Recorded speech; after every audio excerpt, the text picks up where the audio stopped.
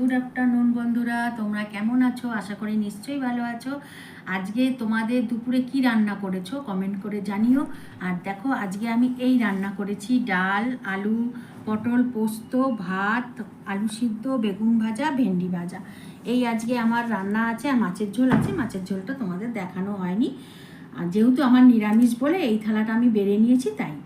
এবার সকালবেলায় জানো কি তাড়না ছিল? সকালবেলায় আগে তালের বড়া করেছি, তারপরে রান্না করেছি।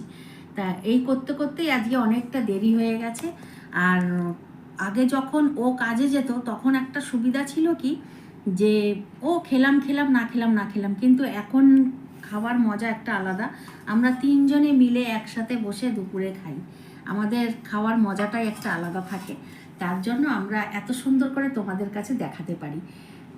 তা এই পর্যন্তই। ভিডিওটি ভালো লাগলে লাইক শেয়ার কমেন্ট করবে, সাবস্ক্রাইব করবে, পাশে